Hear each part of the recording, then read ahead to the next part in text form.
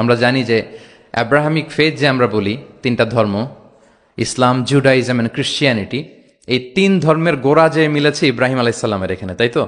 ইব্রাহিম আলাইসাল্লামের দুই সন্তান, ইসমাইল আলাইহিসসালাম, ইসহাক আলাইহিসসালাম।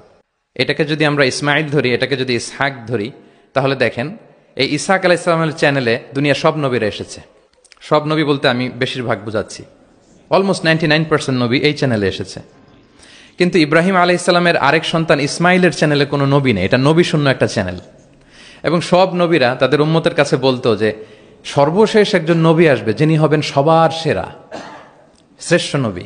তো যেহেতু হাজার হাজার নবী ইসহাক, ইয়াকুব, ইউসুফ এই চ্যানেলে আসতেছে, তাদের একটা ধারণা ছিল ওই যে সর্বশেষ নবী, শ্রেষ্ঠ নবী, উনিও এই চ্যানেলেই আসবেন, সবার এটা বদ্ধমূল। আর এই চ্যানেলটাকে তারা বলতো নবী শূন্য চ্যানেল। ইসমাইল আলাইহিসসালামের চ্যানেলে হাজার বছর ধরে কোনো নবী আসে না, সব নবী আসে এই চ্যানেলে। কিন্তু আল্লাহ তাআলা তাদের ধারণাকে নস্যাৎ করে দিয়ে সর্বশেষ নবীকে আল্লাহ তাআলা এই চ্যানেলে না পাঠিয়ে মুহাম্মদ রাসূলুল্লাহ সাল্লাল্লাহু আলাইহি ওয়াসাল্লামকে তিনি ইসমাইল আলাইহিস সালামের চ্যানেলে পাঠালেন।